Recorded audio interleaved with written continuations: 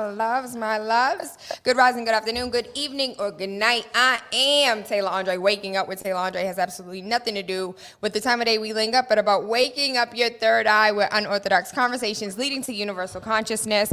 Today is the day that the Lord hath made, and I am excited because we got Michelle Wu virtually in the building, and we are talking to Boston City Councilor about her bid, her run for mayor. So Michelle Wu is a mom, a daughter of immigrants, and a fierce believer that we can solve our deepest challenges through building community. As a Boston City Councilor, Michelle has worked in coalition to deliver bold, systematic change and redefine what is possible through activist city leadership across our neighborhoods. And so without any further ado, because we do have limited time, if you have your questions, post them in the chat. How are you today, Michelle? I'm a mom trying to manage remote school life, this crazy moment. I'm great. We understand as parents, we also get it. Let's see if we can do that. Jessica, is that better? Is that better? We have they're trying to fix our technical difficulties in the building. Let me know if that's better, Jess. Go ahead, Michelle. Let's hear you. I can't see the chat. I don't know if there's an echo still. Yes. Okay. Let me see if I can find. So it's mild on my side. I can barely hear it. Let's see if I can get some headphones. Okay, we can. I'll try that, Jessica. Go ahead. Sing the ABCs for us, Michelle. Okay. Hold on. Let me plug this in. See if it helps. Is that better? Just let us know if that's better. ABC, yes. A B C D.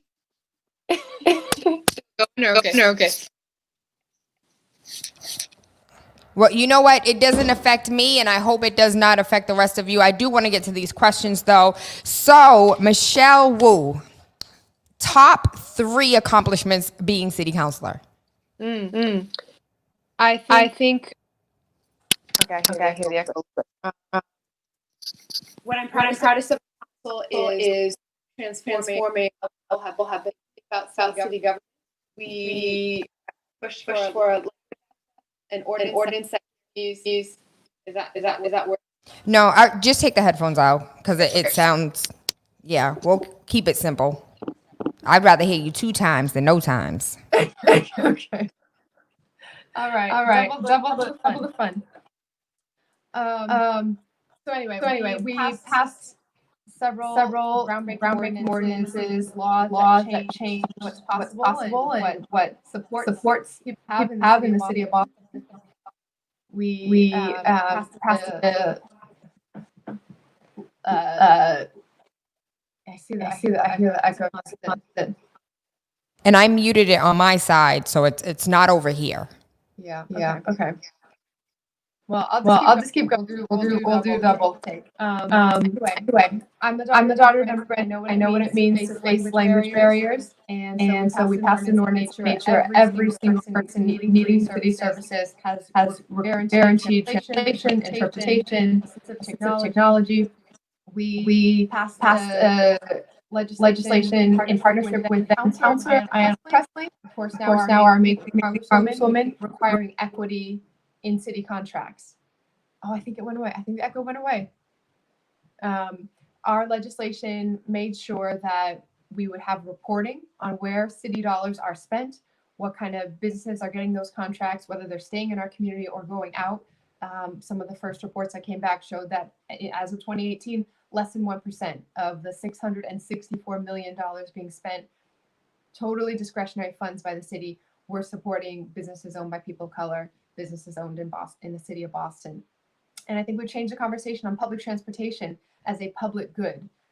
Our buses run through communities of color. Our Black and brown residents face huge disparities. And so in pushing for bus service to be more efficient and to protect riders from some of the fare increases, emphasize how much we need public transportation to be reliable, safe, accessible, and affordable, we're making headway in creating opportunity, connecting people to the opportunities that are here in the city of Boston.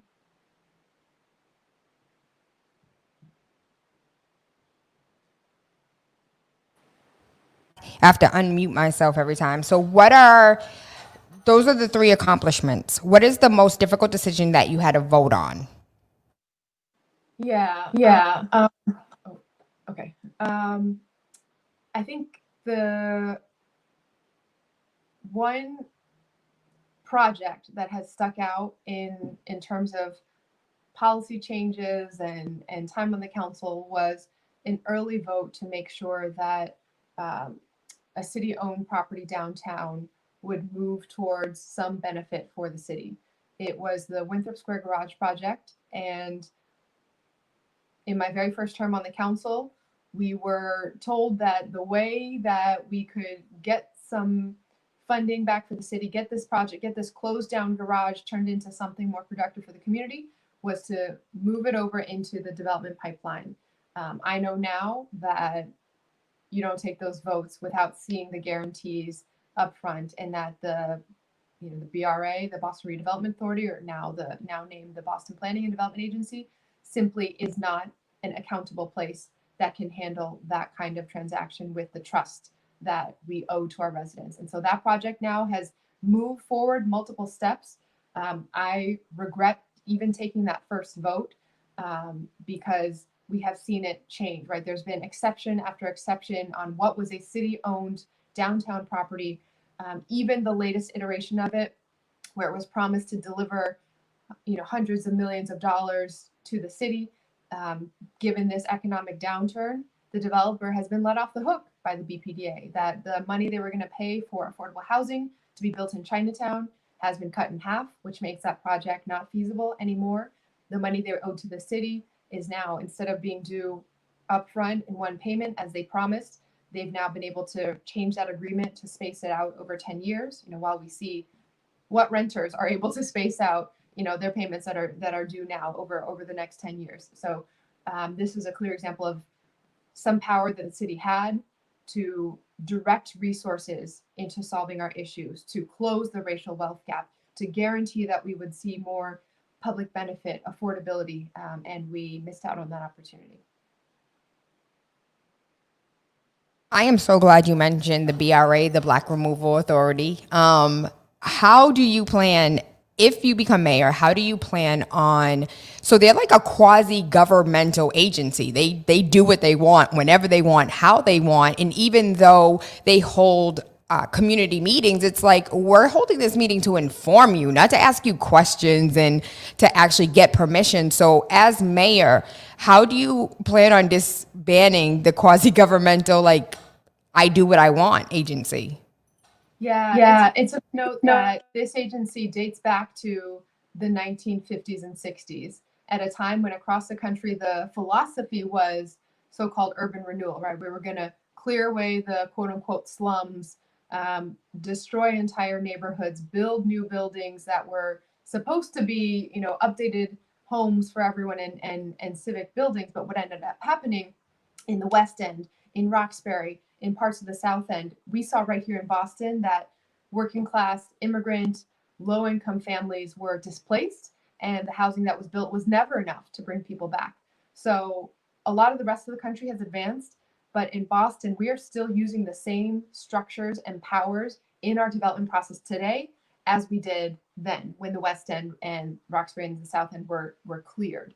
That needs to change. And I'm nowhere near the first person to say this. I'm nowhere near the first mayoral candidate to say this. Every single time the city has a conversation about our future, people commit to taking apart the BRA. This current mayor did when he was running for mayor. Other candidates did when they were running for mayor.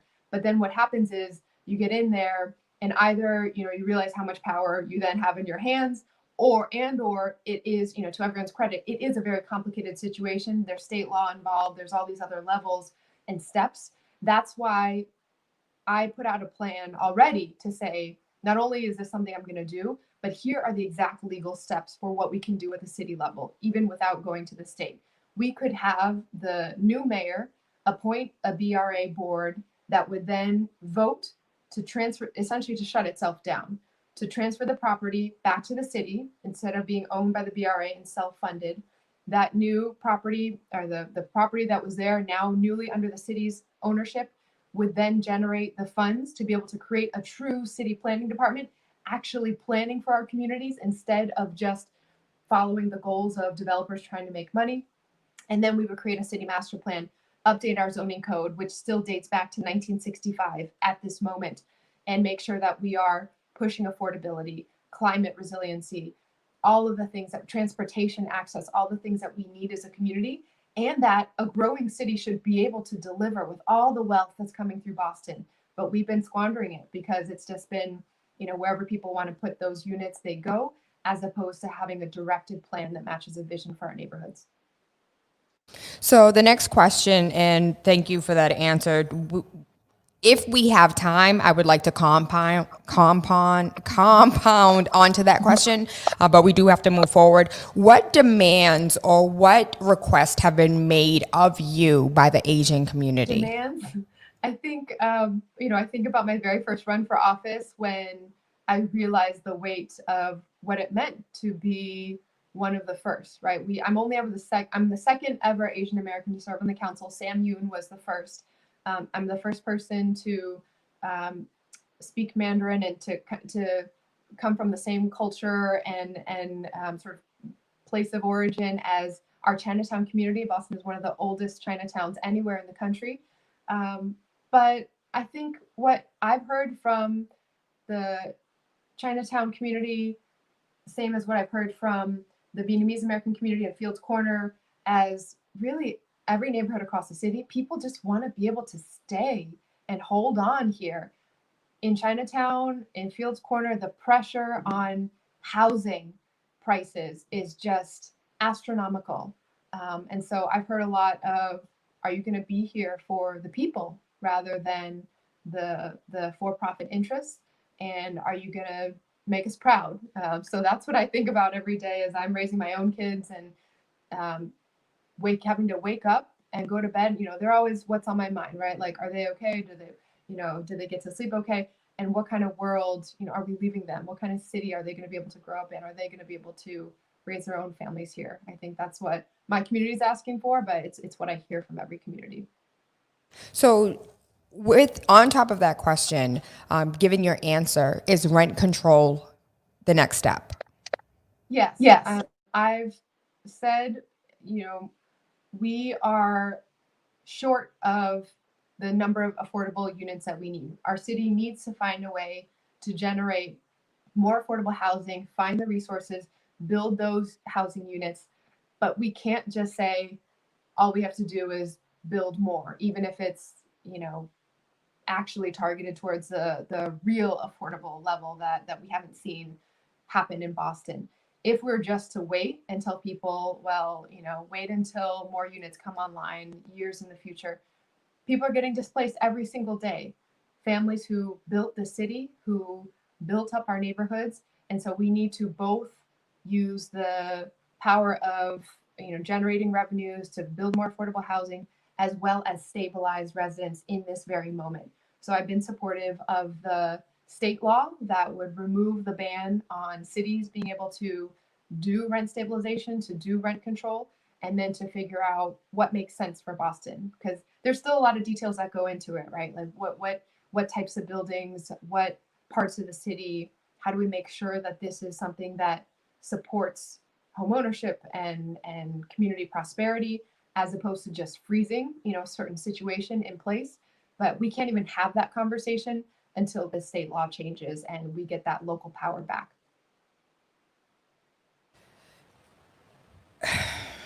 Okay. So this is personal on top of your answer. Are you aware that the AMI, the area median income, federally includes Newton, which even though here in Boston we have 50% of Bostonians make less than $30,000 a year, in Newton the median income is $107,000 a year. Are you opposed to having the conversation that alters or redraws that line? Yeah, it's incredibly deceptive when we say as a city that we're creating affordable housing, but the definition of affordability that we're using is that Newton, right? Affordable for Newton in this larger area. So everything that we do has to really be scaled to what does it mean for Boston and what does it mean for this particular neighborhood.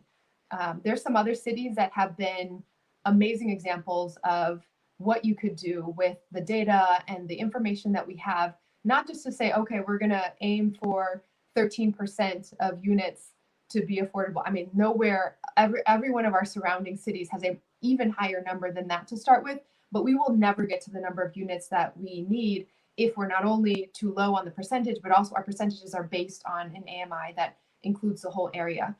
What other cities have done is create basically a gentrification index, right? You can tell by how fast home prices are going up, how quickly people are moving out, all this information that we already have to know by census tract, like sub neighborhood block level, where are people at the greatest risk of being displaced? And what we do in those areas is different than the policies that we apply in other parts of the city. So we need to just have a super targeted, intentional plan as opposed to just kind of reacting to, what's happening in the economy, being scared that we will shut down development, and because that's our only way to keep things moving. We need to set rules that make sense first and foremost for Boston families. That's based on Boston affordability, based on neighborhood affordability. It seems as if Chinatown sets their own hours. A city within a city, they have Asian police in Chinatown. They have restaurants and beverage license that are open until 2 and 3 a.m. There's no equity across the city like what Chinatown is able to do. How do you plan on establishing an equitable plan for us to mirror in Roxbury what's going on in Chinatown? Yeah, Roxbury, Mattapan also has not a single liquor license for a sit-down restaurant anywhere in that neighborhood. So closing the racial wealth gap is one of my top issues that we're going to be pushing this whole campaign and setting plans for, that involves making sure that every opportunity for businesses to do business with the city is equitable, and as well as how we're directing our resources to create economic opportunities for local entrepreneurs. Chinatown is a small community. It's a relatively small geographic area. They have had some, I think if you talk to folks in Chinatown, they would also say there's a lot of struggle still, and many ways that they feel there needs to be resources to different things as well. I think the big picture is we need to have a planning process that goes neighborhood by neighborhood to understand where the gaps are, right? Is it that we need better access to schools of this grade level? Is it that the parks aren't accessible or are too far away, or that we don't have a small business district that is thriving with local business owners? We know that every dollar spent at a local business, particularly a Black-owned business, stays within the community. And so that first barrier for entrepreneurship opens up so much if we can find ways to direct resources to the communities, to local residents owning businesses here. And that's great. So this is a question from a community member. With the current climate of America and Black Lives Matter, do you feel you could better lead a Black Lives Matter movement in Boston over a Black male or woman?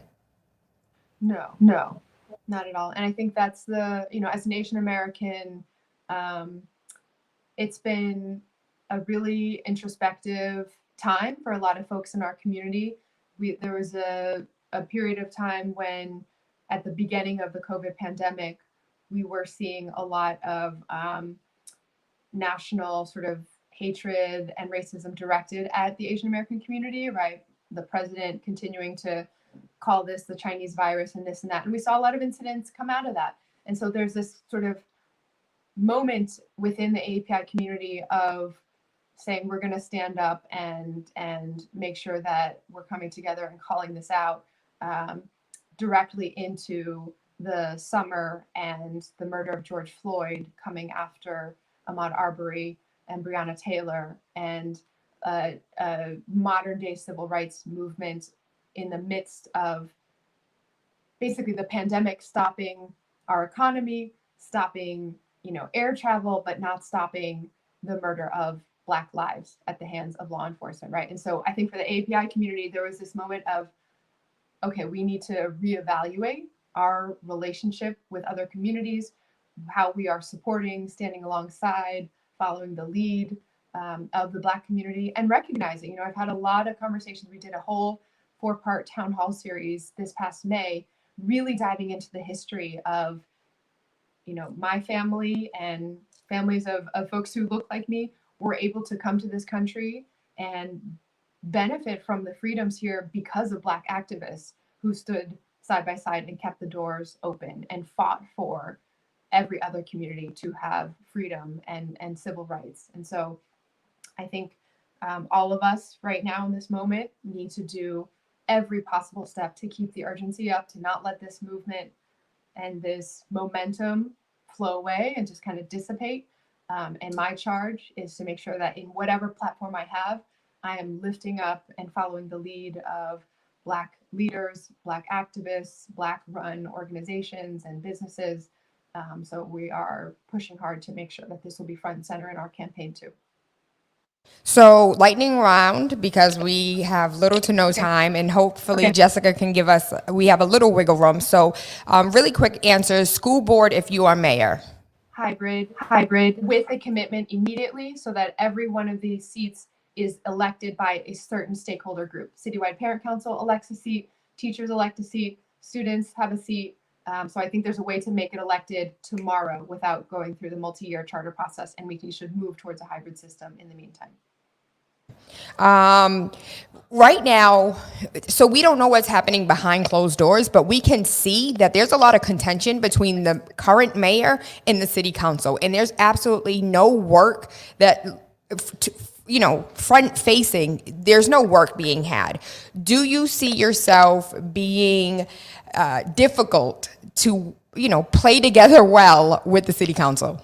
No, I mean, under a Wu administration, the council would be on fire. I mean, I get how much important work comes out of this body and how fundamental it is for our residents to have the city council as that connection point. I've now had 7 years under my belt of seeing what it's like when you need to fight an administration to get basic pieces of legislation moved or to stand up for certain changes. And some of that, I think more often than not, unfortunately, is a matter of politics and ego. And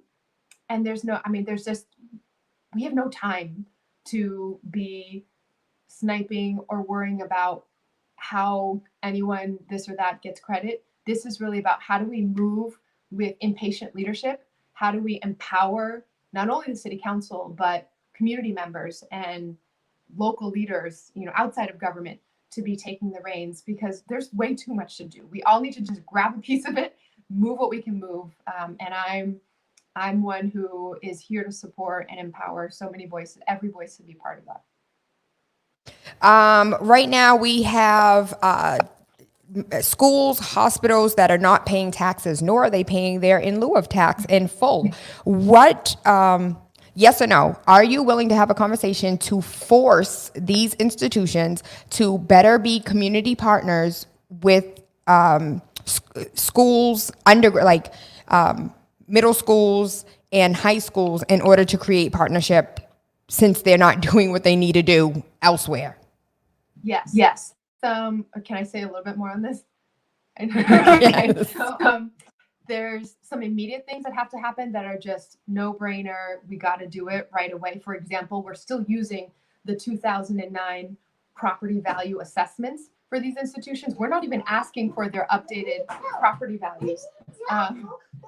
Okay. Lacey, I'm almost say hi to Tayla. Hi, my love. No apologies. We are moms. This is real life, okay? Yep. And then the other thing about hospitals, universities, these big institutions is that, yes, it's about scholarships. Yes, it's about pipelines and, exposure for our young people, but these are job creators. These are huge employment forces in our city. There needs to be some conversation of, even a small percentage of, new jobs being added in the Longwood medical area being directly connected to Roxbury, Dorchester, Mattapan would be hundreds of opportunities every single year for local residents. And I think there's a way to have that conversation, and leadership in the mayor's office would be able to make that happen faster. Okay, so really quick comment, and we're gonna do one more question because I know you have to go. So my comment is, all of these hospitals, phlebotomists, X-ray technicians, ultrasound technicians, they could be paying for these high school students instead of like creating, the Madison only has a certain amount of slots that they can take as far as trades are concerned. So these hospitals can do what they need to do in order to create these pipelines for students. So that was my comment regarding that, because it's not it's not rocket science. You're not paying your taxes. Here's a better idea. So Catherine Montero wants to know what is your office currently doing to end homelessness in Boston?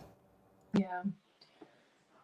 If you see what's happened at Mass and Cass, it's just ballooned and ballooned over the last 6 years now since the Long Island Bridge was shut down. I have my very first big push on the council in my first 2-3 months was to go around and spend some time at every single emergency shelter in the city, just to understand what the conditions were, what we needed to be doing, what some of the most alarming changes were, right? A lot more youth coming in needing shelter, a lot more youth on the streets, particularly our LGBTQ youth. And more recently, in the last few years, the opiate crisis has tripled, right? So we see that Boston is a regional service hub, but we don't have a clear citywide plan to address homelessness and substance use. The plan right now is essentially to concentrate everyone in a 1-mile radius and in some ways look the other way. We need to have low threshold supported housing to ensure that people don't have to be on the street at Mass and Cass and sort of increasingly push outside of that. And we need to make sure that there's treatment available, not just in one part of the city, but accessible everywhere and in a way that fits with, that works for neighborhoods, so people don't have to all congregate in one area that's not safe for the patients seeking help there or the residents who live in the area. Jessica, do we have time for one more? See, no, I can see your head. If you shake your head, yes, okay. So Catherine also would like to know, would you support a proposal to pass a bill where political fundraising stops after primaries? And basically, she has multiple questions, and we have a host of questions coming in. And so I know this 30 minutes flew by us. I would love to have you back. But the question basically is like, as far as money is concerned, are you willing to have that conversation to stop this, flood of lobbyists supporting a candidate so their own interests can be met? Yeah, campaign finance is a huge problem. I mean, this is beyond Boston, but we see it here too. And I would support any measures to try to democratize and limit the influence of money in elections. Some other cities are moving towards what are called democracy vouchers, where there's some public funding that gets matched. And so each person gets a certain number of, let's say, $25 vouchers or whatever it is that they can use a public funding to support the candidate that they vote for. That way there's some sort of, recognizing this middle ground of you need resources to run a campaign in today's world. How are you going to, we want grassroots candidates to be able to pay for, outreach and the brochures and all the things that we need to get information out to people, while at the same time we want to spread the ability of every person's voice to be heard and not just those who can amplify it with hundreds and thousands of dollars.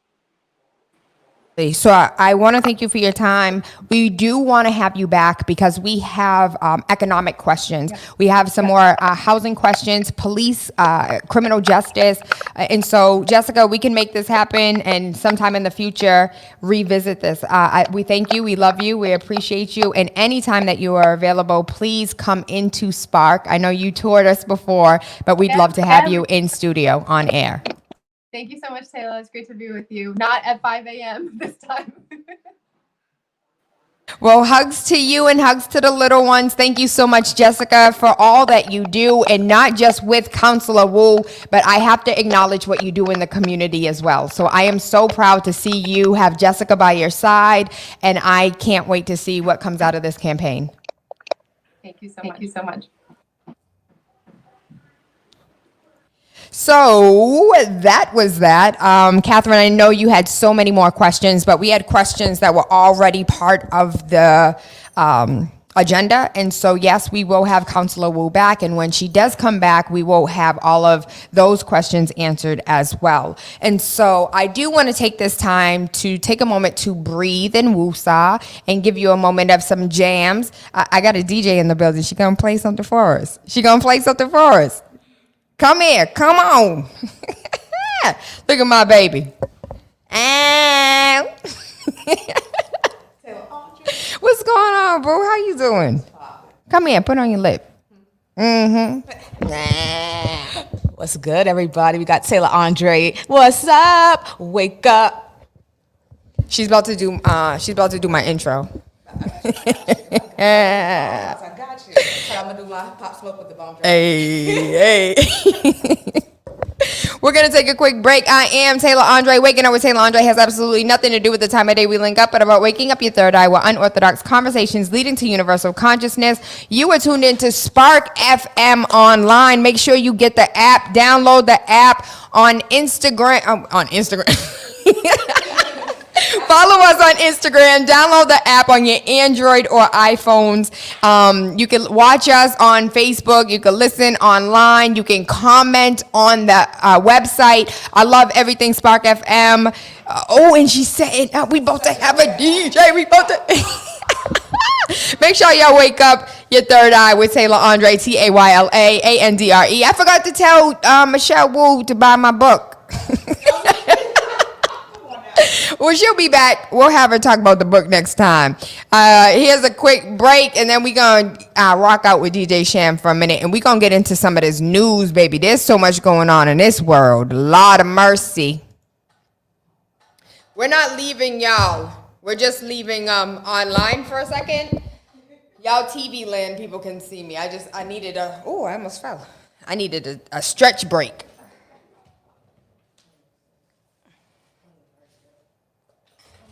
And I just want to be clear that we are and we will have all other candidates. All I can do is invite. I can't make nobody come. Yes, I can. But today's not Friday, so we ain't going to talk about that. Hey, I don't know how to do this, Sham. You got to show me how to make it like on air stuff.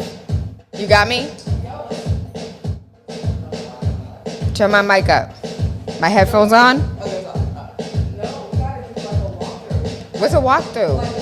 You gonna teach me? Hey, okay. Hold on.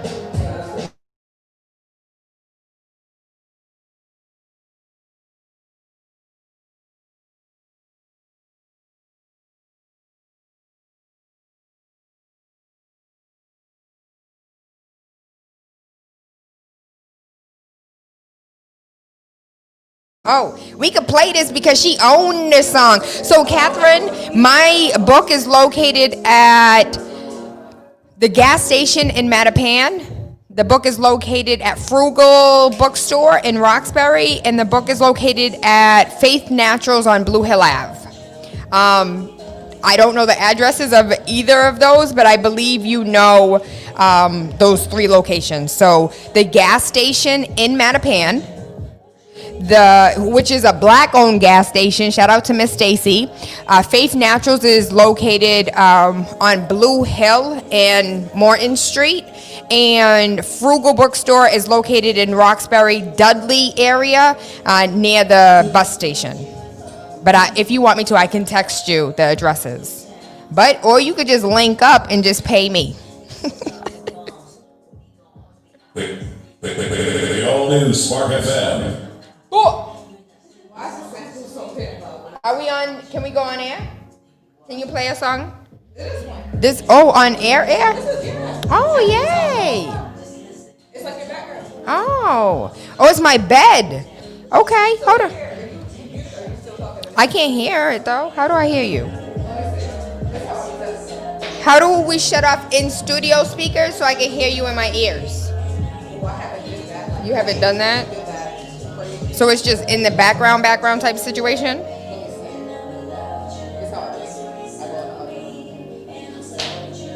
No, no, she don't got the Velcro sneakers.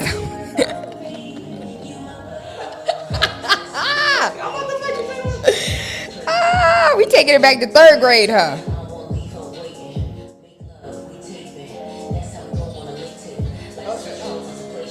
I'm not gonna. Tayla. What? I don't know how to do this. Teach me. No. Well, we're live on television. Oh, okay. No, we're not live on radio. Oh, so they can't probably hear you then. No, I wouldn't do that to you. No. I thought she was live. No, so we're about to go back live. Yeah. When I took a break, I took it off play. Oh, so they're not gonna hear me. Okay, how about now? 1, 2, 3.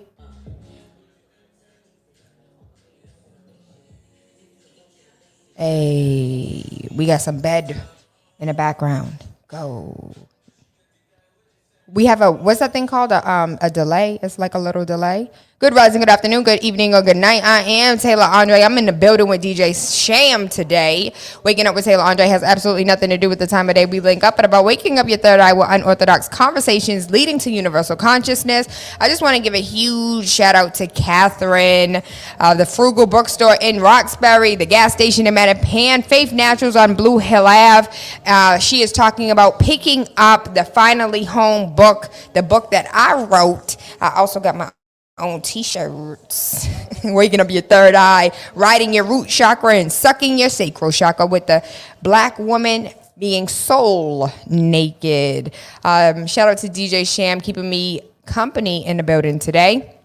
As far as this news is concerned, the court is going to review Eric Gardner's NYPD chokehold killing. I am so glad, so glad that Gardner was killed more than 6 years ago after being suspected of a nonviolent crime.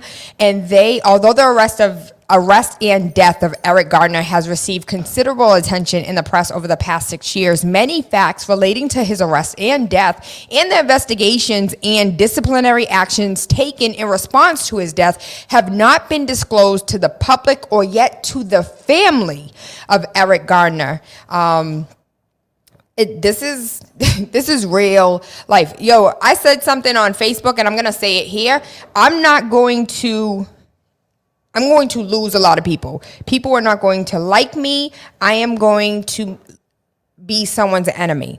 I don't understand why Black lives have been put at jeopardy for the last 400 years, yet the Holocaust lasted for 5 years. But I can't speak ill of the Jewish community, or I'm an anti-Semite. But yet you could kill a black person and get away with it. I need to I really want to understand this. So I was talking to my cousin earlier. So shout out to Daisy because she's dope in everything that she does. So Daisy and I were speaking and she was like, Tayla, you know blacks are Jews, right? And I'm like, yeah, but that's like, you got to dig at levels. That's no surface conversation. That's not wake up. That's like been up for a couple hours. And so to talk about the Jewish people being black. Okay, so let me be clear. This is exactly what she said.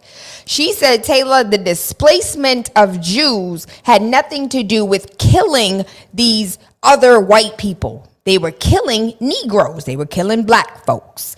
And what did the black folks want to do? They wanted to assimilate. They wanted to be persecuted. So they did the same thing that the $5 Indians became. They assimilated, they married the white, and they lightened their skin color. After they lightened their skin color, after a couple generations, you start believing you're white, but your DNA says something different, boo. And so we're having this conversation, and she's just like, the reason why there's so much craziness when it comes to this, and a lot of people are like, listen, if you want to talk about black lives, talk about black lives, but don't compare it to Jewish lives. And I'm sitting here thinking they're one and the same.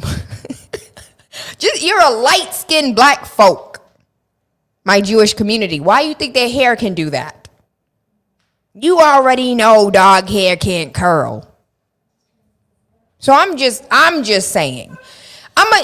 It's annoying. It's annoying to me. I'm always annoyed. Everything always frustrates me. But I'm trying to understand and really start conversation and dialogue because I want to, hold on, I didn't read it. I want to read it. I want to completely flush out the idea of, I cannot say, who was it, Nick Cannon? Nick Cannon was like, black people are Jews. And they were like, oh my God, cancel culture, get rid of them. And he's like, but I didn't. And then he apologized.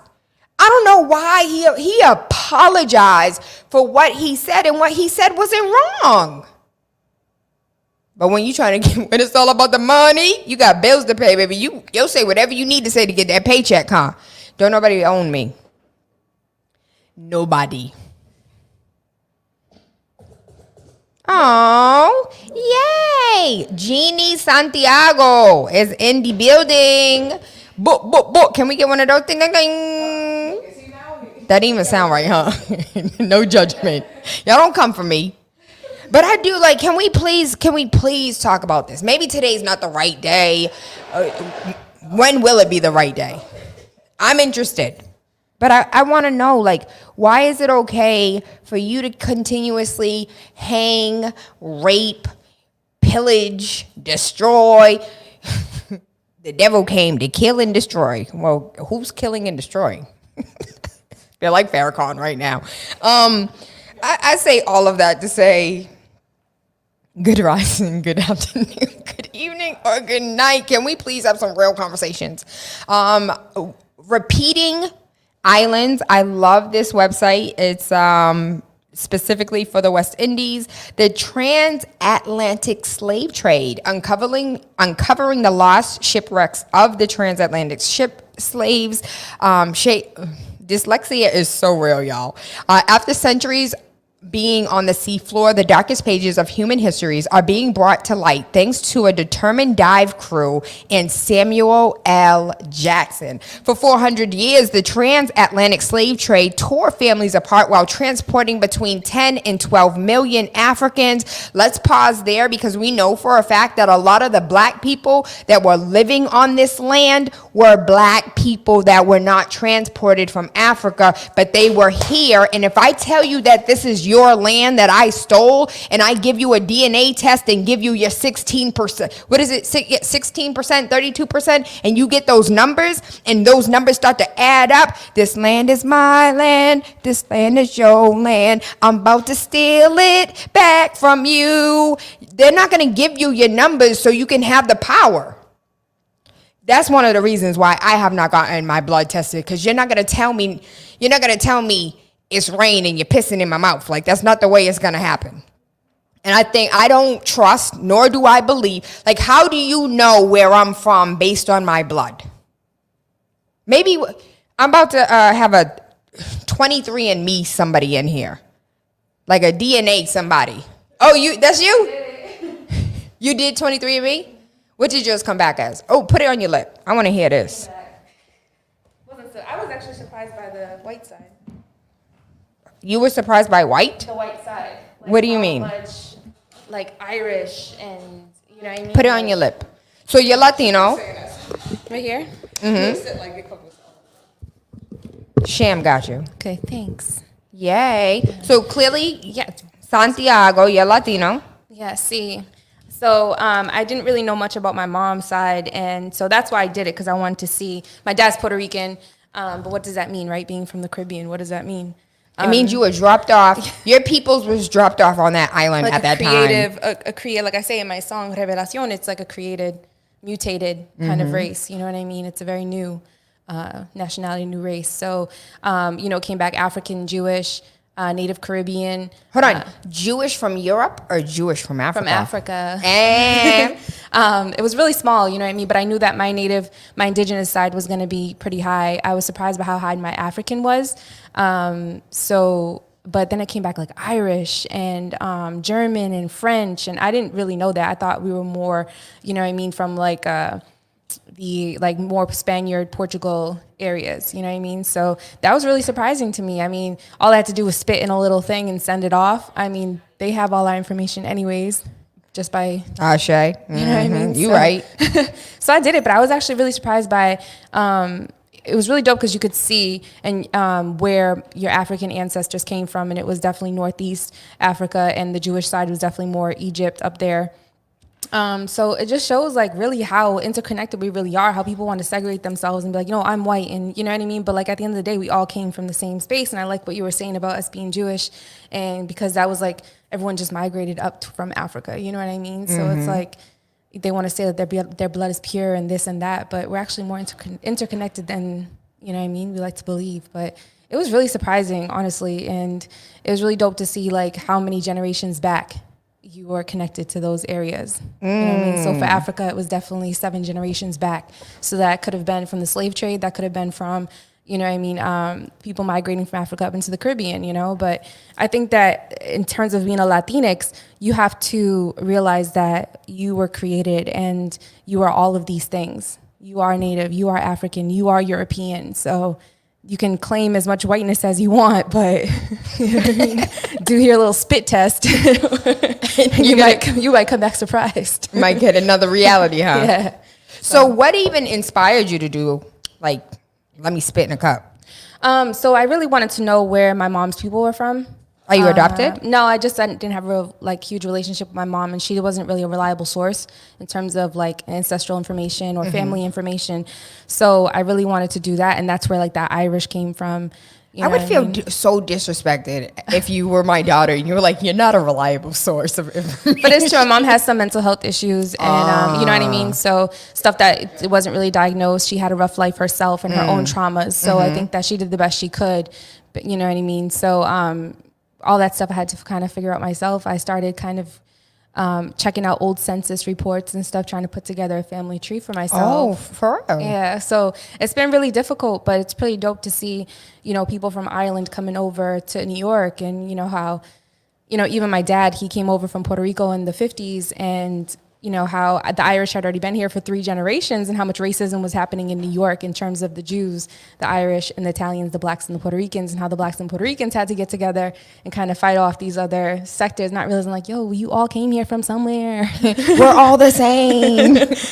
So, and how this is still happening now, and how people want to deny their black roots and their indigenous roots. But I feel like we're coming to an awakening, like your dope shirt. Hey, thank you. I have to love on your crystals, because this one looks like a moonstone here. It is. This looks like a citrine around your Yes, neck, get amethyst it. in your ears. And on my neck. Oh, that's beautiful. Thank you. Did you wrap it yourself? Yeah, this one I did. Why did I know you wrapped it too? Azulite, is that with the blue one on Yes, your arm? the blue one. I got all my chakras just. I got you. I got you. I We on the love you. same page, boo. And I also want to say this is my first time seeing you in person, and you're even more beautiful in person than seeing you on Facebook. That melts my heart. Thank you. Okay, so you're actually you came in studio with DJ Sham, Yeah. who is like the dopest DJ in the city, Yes. and without a penis. Because when they say DJs, it's just like everybody thinks it's a man. I'm like, hold on, but she don't have a penis though. Yep. Yo, yesterday I posted this meme that was just like, can I say ick? She said, ick makes her happy. I call it happiness. Get it, puns. I want a t-shirt. I want a mask that says that. A mask. Happiness. I thought this was gonna work. It's not. Oops. Oh well. I'm sorry, Sham. Yeah, I have like 17 headphones on the floor. My bad. So you're a singer, Yes, singer, music. I got a musician of all different. songwriter, Yeah, songwriter, recording artist. all of Used the to above. perform. Can I not quiz you, but can I ask you for some bars? I'm not like. So I will say this: that I'm more of a poet. You know what I mean? I could write okay. something for you. So was Tupac. Yeah, I have something that would be beautiful for you. Okay, I'm ready. Okay, this is something that I wrote recently, and it's for you. Crystals aligned, charging in this morning rise. I can't deny the power source energized. Selenite, quartz, maybe tiger's eye. Hidden in my bra, protecting me from evil eyes. I feel the spirits talking. I feel it in my bones. I feel all nervous now. Listen, this is your profession, right? This is what you do. I know. Mic drop. I do like that. Thank you. People are like, hold on, tiger's eye? What is Yes, what hidden in is your that? bra. In your bra, huh? Yes. I don't have any today, but typically I do. It's funny because then I'll get undressed and one will just like fall Fall to the ground. Yo, my whole life is based on memes. Because when she said that, I thought about like the meme that's just like when you take her bra off and rocks fall out. Not even crystals, but rocks. And he's looking like all types of confused. So you're a singer, you're spiritually aligned, you're Puerto Rican. When it comes to your people, do you find like, is it difficult to have conversations with Puerto Ricans about African ancestry? So I think yes. I can't speak that was my personal experience. I'm definitely white passing, but I remember growing up and hearing words like pelo malo, like bad hair, and being forced to blow dry your hair and things like that, and having friends who are Afro-Latina and they don't identify with that yet, and they deny their African roots and say, no, I'm not Black, I'm Puerto Rican. I'm not Black, I'm Dominican. Definitely there in the Caribbean. And the more indigenous you are, the more connected you are to being angry, to having a bad temper. But it's like, nah, that came from somewhere else. Like, we're colonizing ourselves, you know what I mean? So definitely, and also these kind of like stereotypes of like the Latina playing either the maid or, the seductress, the temptress, you know what I mean? And yeah, so this exotic creature, something that can be like used for, sexual purposes or for slave purposes, you know what I mean? So it's like these roles in TV and everything are changing for us, which is really fly. And I think people are embracing their indigenous and definitely their African roots more, not so much just their European, you know what I mean? So, and us trying to decolonize and taking religion out of it also, where Catholicism was definitely like thrown down your throat and being like, yes, this is what you have to do. And you have to forgive the oppressor, and Jesus is white and all these things, you know what I mean? So getting away from that and stop denying your indigenous and your African roots. I am really interested in seeing a white man go to Egypt and not get sunburned.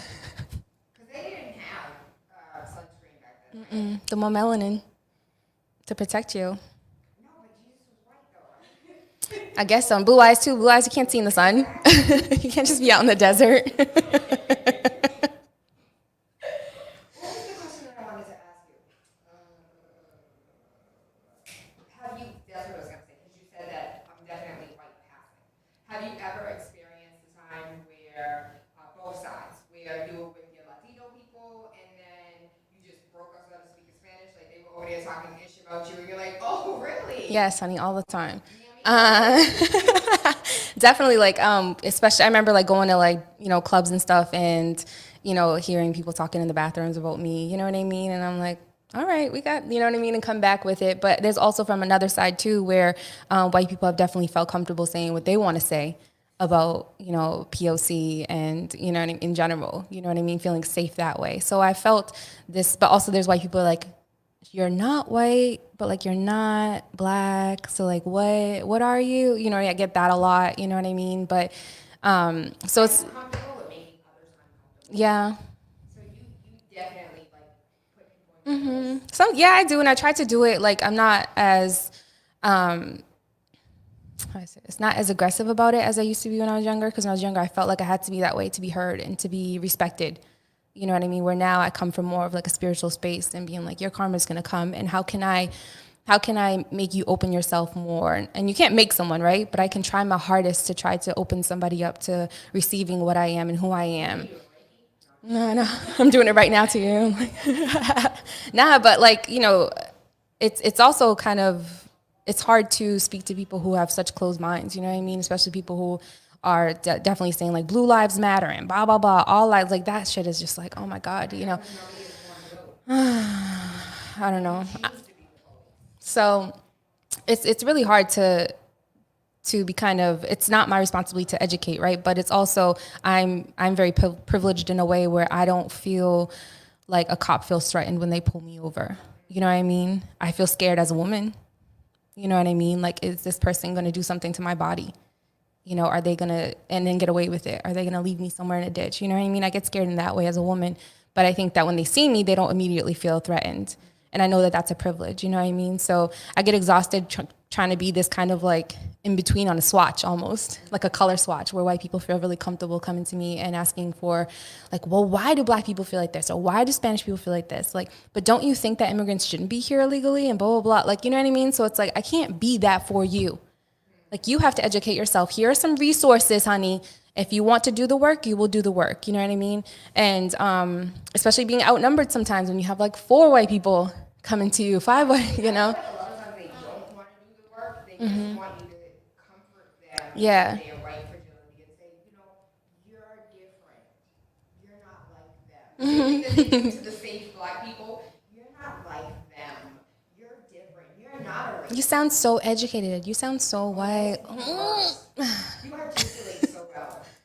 So that's really hard. But I feel like also it's not my job, you know what I mean? But I know that my experience is not that of a black experience, you know what I mean? So I don't feel like I have a right to be exhausted, you know what I mean? Because I don't have that experience.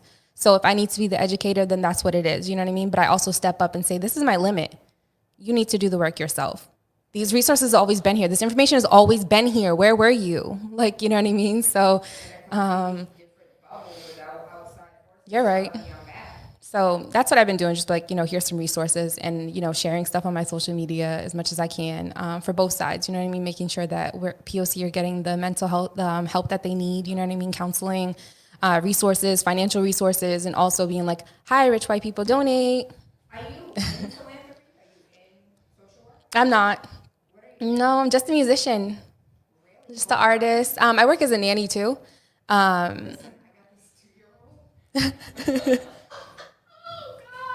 I need help. Oh, and I love kids. No, I love kids, but no, like that's what kind of keeps. I was supposed to make the jump to be a full-time artist in September, but that didn't really go as planned. But I think like it's definitely a great way to keep. Sorry, she's always distracting me. Yeah. In Peru, on yachts, and when you're the nanny for the right one, Yeah. yes, not only are you getting more than a little pocket change, but the benefits are. That's the crazy. thing. Like, here, can you drive the Volvo this week? Because I need to take the BMW to the shop. It's just like, so I can drive the BMW. I'm really lucky because they are really great to me, and I have like great employers. Everybody deserves that. I get benefits, you know what I mean? So, but it's not they don't have BMWs or Porsche or anything like that. Like they're super like down to earth people. Yeah, they got some money, which is fine, but they allow me the freedom that I need with their kids also, and their kids are growing up. Yep, Spanish, being activism work, how to use their privilege. I'm not playing. Like I'm doing something with these 3 kids. They will use their privilege for something. No, just teaching them to be like aware of what's happening around them, especially living in towns where there aren't a lot of POC, and educating them on what's happening in terms of our politics, and they're like, what does Black Lives Matter? Like what does that mean? You know what I mean? And them asking me, is Trump going to send you back to Puerto Rico? Like trying to understand, like, why are people like that? Like, they don't understand. Like, well, why wouldn't you like someone because they're brown? Why wouldn't you like someone because they're gay? Like, they don't get it. They're just like, that doesn't make sense. So you see what I mean? Like, this type of behavior is taught. This type of hate is taught. And I'm trying to teach them that, no, you have to use your heart for goodness and your privilege to create change and to create safe spaces. And, Baby Rain can be there and teach their kids what Black people look like. I'm all for it. I love that. Yeah. I'm like- but yeah, it's really fly. And they're super supportive of my music, my art. They're always, especially tech stuff. I'm like, yo, I don't understand this. What is a WAV file? How do I do this? And so like they're all, they help me out with that. They help me out with legal help a lot, with contracts and things like that. So if I need time off for shows or to tour, like they're like with it, you know what I mean? So super supportive. I'm really lucky to have such great people, and they are family, the little white family.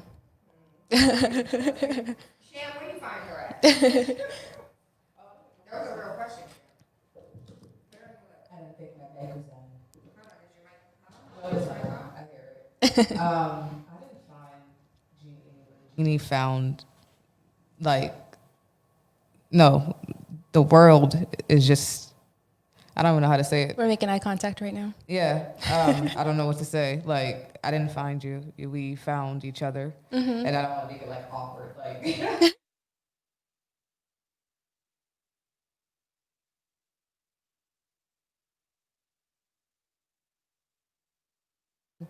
Maybe 2017, and she was performing at Greenfest, and I think there was 3 people there. And I remember being like, who is this person? And I was, new, and Shades was starting to, come into her own and definitely starting to make more noise. And I remember I walked up to her after and I was like, will you be featured on my song? And I didn't even have an album then or nothing. And she was just like, yep. I was like, no, I met Red Shades. Yeah. And then, yes, always supporting and always sharing abundance, Red Shades. And that's how I feel about Sham also and Brandy Blaze. So I run a sunflower series, and it's, yeah, so I found myself doing shows that didn't really resonate with me. So instead of waiting for opportunity, I was like, I need to create my own. I want to create my own type of show. What shows do I want to do? And I definitely like the more intimate feels where artists don't feel this need to kind of be an entertainer, but more sharing their vulnerability, their stories, because artists really are fragile creatures. I mean, when you had me come in here and be like, all right, now sing something or spit something, we're super fragile, and a lot of us are really shy. Hold on, what Erica say? And I'm sensitive about my ish. So I created the Sunflower series, and I remember I asked Brandy if she would like to be a part of it, and she was like, of course, anything for you. And, Sham was definitely, they're joined at the hip, so it was like, well, if I'm going to do it, Sham has to do it. And I remember walking up to Sham at an event and being like, hi, I'm Jeannie. She was like, yes, I know who you are. And I was like, do you want to do Sunflower? She was like, I don't know what that is, but I'm down. And then I brought, Brandy and Sham, they came and they rocked it, and that's when the Milky Way was open. But yeah, it was really dope, and that was a really fun show. That's when outside was open, not just the Milky Way, all of outside. So we are coming to the top of the hour. You ready to play something? Okay. Oh, good. Okay, so I don't know what I'm doing, Sham. You got to take over from here.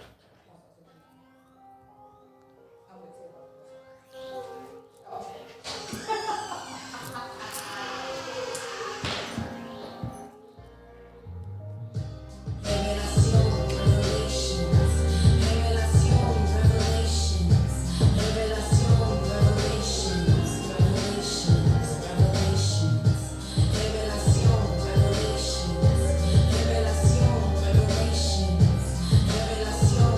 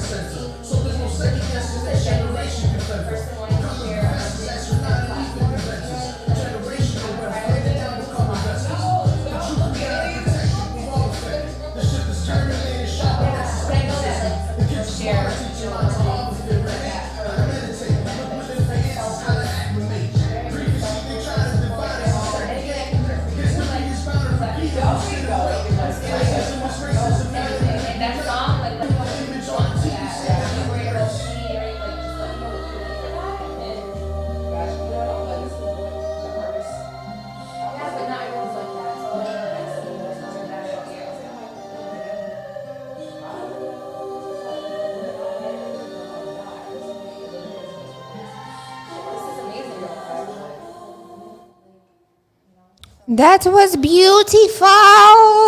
So I know that I look like I do, but I don't speak Spanish. So I definitely would love a translation. For that Spanish part. Yes. So it's mostly mimicking what I had said in the first verse.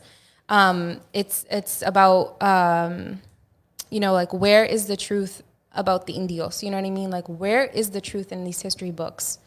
And It doesn't exist. No, and so it's like awakening each other. We have to awaken each other. We can't depend on our like it says, político, pastores, robándonos todos los días, like politicians, pastors, like the police, like officials, people that we have kind of been following blindly. Like we can't depend on them for the truth because they are, ladrones is like the robber, like the person that stole. So when I say like, Say it again. like ladrones is the, Ladrones. yeah, Okay. it's like the person that robbed, us. And it's that Spanish verse is about us talking to each other as people of color. I know that it is mainly about the Latinx experience, but the Latinx experience is about white supremacy. It is about colonization, and a lot of us have experienced that. That is the big issue. You know what I mean? So we have to band together to educate each other and share our experiences to overcome, to stop white supremacy and colonization. You know what I mean? So it's a call to educate each other and to be like, we have to awaken. We have to stop believing the robbers, because if not, history is just going to keep repeating itself. They're going to give us a little bit, like where we're not, like for Breonna Taylor, like, yo, rest in peace. Like that shit is crazy. Sorry for swearing, but we're not going to bring you justice. We're going to give you little things that can appease you to make it seem like we support you. We'll let you put, your banners up. We'll take down some statues. We'll give you National Day of Mourning. You know what I mean? But what you're not going to do is get this freedom.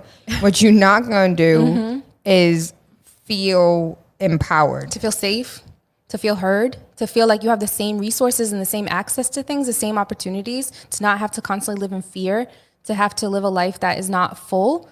You know what I mean? Like that's not okay. So yeah, that second verse is definitely about like the call to action. It's to search within, to get back in touch with our ancestors and what they believed, the medicine that they did, the prayers that they did. You know what I mean? And when you talk about the ancestors, you also mentioned earlier about religion. If you don't mind, what is yours? I don't have one. I think that when we adopt one political view or one religion or one point of view, it closes you off from all the beauty of other cultures and other ideas. Catholicism was definitely kind of shoved down my throat. And as a practicing bruja, a lot of that, I think that the idea of the Mary is, Mother So for Earth. those who don't know, Brujeria is like witchcraft. Definitely more, it's the Latinx word for witchcraft. But when I think brujeria, I definitely think Caribbean magic, which is this mix between indigenous, African, and even Catholicism. So I practice more of the indigenous traditional magic. and what's the difference between that and what people believe to be witchcraft? Just like different tools that you use, really. Because I think your intention, good or bad, doesn't matter what type of magic you're practicing. What is your intention? If you're able to manipulate the elements, to manipulate energy, isn't that what all witches do? What all healers do is to try to manipulate something. So I think that it's more about your intention. The intention is universal, good or bad, white or magic, or, I don't even like to say white or black music, magic, that's fucked up. Good magic versus bad magic. It's just the tools that you use, where people who use voodoo really kind of use saints and things like that. They use different candles and different herbs. But I know that voodoo has this idea to be like, oh, it's bad, but it's not. Magic is good or bad, no matter what type it is. What is your intention? Indigenous, Taino magic has more to do with herbs, the earth, rocks and candles, and using shells and rocks, like I said, and, herbs to create different healing. So, but yeah, that's mostly what I do. But I even forgot what I was saying, because now I'm like thinking about herbs. Which one? The what? Sorry. Which one? Which one I do? No, I was thinking about which herbs. Oh, which herbs? Like, like anise. I was thinking this morning, like I made myself something. I have stomach issues sometimes. So I had some anise and I had some. That's the star one, right? That tastes like licorice. It almost tastes like licorice. Yeah. So you use the seeds from Okay. it. And you put mint and rose. You can put rose petals and everything, rose hips, and everything for your heart. And it just feels really good. Learning to make, different salves and things like that for if you have a rash, if something's hurting, like using plantain leaf for, muscle stiffness or muscle soreness or swelling, just different things like that. And I'm still learning, and only taking classes from, POC healers and, because I think that a lot of people are monopolizing and gaining revenue off of our magic. So, and then saying it's their own. So I'm very careful about that, of where I'm learning this from and who I'm getting it from. I think that, it's hard to find Taino people who are, there's no such thing as like a full blood Taino, you know what I mean? Because They murdered them. yeah, so our blood is very, very fine. But it's there, you know what I mean? But I think that being a Latinx person is that you get this kind of, this beauty from all different cultures and all that you are, like the soup that you just made, So when you got your 23andMe, did Taino come up? It came up as Native American Caribbean. So But we know what that is. yeah. So it wasn't from, it didn't say anything about North America or anything like that. But we all came from the same place. We all migrated from one place and then came up. And so yeah, it says that. And it was 16%. And then African was like 10%. What was your largest? Spaniard. Was Like the Spain largest. Spaniard? Yeah. Which is not a huge surprise. I wasn't surprised by that. It was Because you're Puerto Rican. Yeah, you know what I mean? So I knew that was going to be in there. I was surprised by the amount of African because I'm like 10% is huge. If you think about, in terms of like, it would have been Your mom or your dad had 20%. it would have been my dad. You know what I mean? So it's like a great-great-grandfather like must have had that. And I know that I have history on my father's side. My great-grandmother was a Taína and she was a practicing witch and her mother was also. And they were just living single in Puerto Rico, being shunned and stuff, had mad kids, like just living their best life. You know what I mean? So I'm wondering if like they had some, my intuition is telling me that they definitely had some Africana in them. You know what I mean? So She said they were just living single, having mad kids. just mad kids, just like practicing magic. And everyone's like, no, like crossing themselves when they walk by their house. But that's the thing, like the people would go see them in secret. You have people going to So church. when you're with your friends, you over there shunning me, but in the middle of the night, When you need knocking your on my man- back door. When you need your man to get his little up, you're gonna go see my abuelas and get your little antidote. But then you want to like go to church the next day and like shun my abuelas. Facts. All the facts. We're coming to the top of the hour. Look at DJ Sham. Look at Boo. Hey, Boo. Let me get that hoodie. I can put my little arm in it because, what are you, an extra small? Yo, really quickly, so we're going to do commentating if you want to commentate these really quick stories that we are reading. And so what I was reading previously was the 400 years of the transatlantic slave trade that tore families apart while transporting between 10 and 12 million Africans, reminding you all that not all slaves were Africans. There were some Taínos that were here living, or maybe not specifically Taínos, but they were here and they were black and they were chocolate. And they were called slaves, and y'all went ahead and named them Negroids so that you could take their land and throw them. And for those who do not know, all and every, reservation that was given to the Native Americans was all desolate land. It was all land that couldn't grow food. It was all land that if you can't grow food, you can't raise cattle because cattle needs grass in order to graze. And so it was basically a death sentence. Like, yeah, go over there and die. But we're giving you this land for you to flourish and your people to live. And to this day, a lot of the land is barren. 10 to 12 million Africans across the Atlantic to the Americas in change. The process, thousands of slave ships transited waters that harbor tranquil tourist destinations today, which annoys the hell out of me, because when you truly go to Jamaica, when you truly go to Trinidad, when you go to all of these, what did she say? Exotic. When you go to all of these exotic places and you're walking on marble floors overlooking the ocean, you have to just turn around and take 10 steps and you're walking into somebody's tin roof home. And so I could go on and on and on and on. But according to Samuel L. Jackson and this team, they are doing the one thing my heart has wanted to do for years, and that is drudging. That's the word you say, drudging, right? When like you drag the thing on the ground and like pick up like what's in the sea, what's on the sea floor.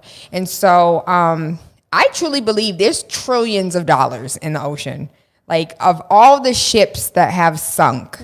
And I am one of those that believes in the massive octopus, in the massive sharks, the sharks that are bigger than some of the buildings that we have today, the octopuses that are like 15 times the size that we even believe them to be. There was a documentary that I watched a few years back, and I am actively still searching for this documentary, but it was a scientist that had this lab, and he looked like a kook, but it'd always be the kooks that know the truth. Hashtag Bernie Sanders. Exactly. But he was growing this fish that's like, typically this fish is 4 feet long. He grew this fish and it turned out to be 20 feet long because he added oxygen to this particular laboratory.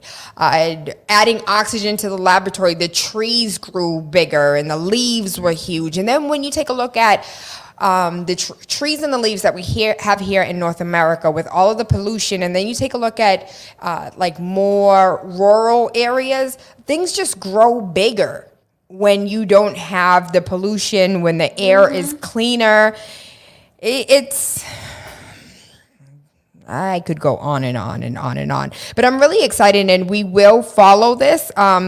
It's super long of an article, but Samuel L. Jackson is going ahead and investing into this idea, and not even the idea, the facts and the truth, that we can find out so much history at the bottom of the ocean. And that is what he is doing, and I am extremely excited. And one of the things that a lot of people don't know is Samuel L. Jackson also has an anime show. I didn't he know has that. He has his own anime Get it. where he is the voice of the anime person. Hold on, what's the name of it? Sham, I'm so surprised you don't know this. I thought you would be an anime head. That is my sister. That's the crazy part. She was actually, what's the lifeline? What'd you say it's called? Samuel L. Jackson's, I don't know what it's called, but what's that thing called? Anime. Girl, I can't. Like, you ain't doing my hair, you should post that on the all that stuff. I don't know it. It's crazy. My brother and her. I'm just like the oddball. Did you find it?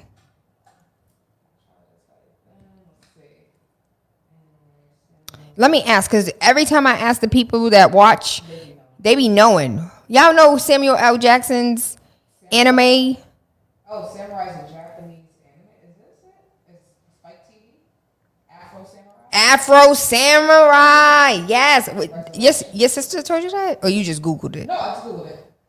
She ain't texting back that quick. I said she's going to be mad. I owe her a hoodie, so she's going to be like, why you texting me? Well, if that's the case, I shouldn't be talking to you either then. If we're going to use that theory. Afro Samurai. I watched 2 episodes. I really liked it. I got into it. Asaria is a huge anime fan. For those who don't know, Asaria is my 14, about to be 15-year-old daughter who, if I brought Asaria in the studio for her to snitch on me, like, she is so, what is it? Pronoun. He, she, they, them. How you say all that? Like the Yeah, you're just your Okay, pronouns. so no, you know what you just did? What did I do? They look at me like I'm supposed to know. You don't know? No. You don't know either? Just that your pronouns, your personal pronouns, like what you use. Okay, that's what I meant. So she's big on on pronouns, and she's big on, what is it? Cisgendered thing. Isn't cisgender mean like straight? Yeah, someone who's like, I'm a cis female, so I was born like I born woman, identify as woman. So like I could be a cis female who identifies. I know I'm like, all right, I guess the other queer person in here. I feel like this is when I don't feel like a good queer. I'm like, yeah. Cis is like what you're born. You know what I mean? Oh, cis is what you're born. Mhm. So, So if why you're when they were born, like, like- 6 white men? I thought So it was there's 6. straight white born male men. I thought it was No 6. room for any homoness at all. Oh. So that's what sick means, no homo? So CIS, cis. So I'm a queer cis woman. I identify as woman. I was born woman. Yeah, I am it's a lot. cis I'm like, queer I'm woman. like, I'm just Jeannie Santiago. Lot of mercy. Well, we come to the top of the hour, and I do not want to encroach on DJ Sham's time in the studio. And so I thank you. I love you. I appreciate you. I am Taylor Andre. Waking it up with Taylor Andre has nothing to do with the time of day we link up, but about waking up your third eye with unorthodox conversations leading to universal consciousness. TAYLA ANDRE. Everything Taylor Andre. Awakening your third eye t-shirts. Suck my sacral chakra t-shirts. Hey. Ride my root chakra t-shirts. And the soul naked black woman meditating, opening her chakras. And so all of that is on the website, as well as if you know anybody looking to buy or sell real estate, TAYLAANDRE.com. I am Taylor Andre. I thank you. I love you. I appreciate you. And I hope you have an amazing day. Mwah.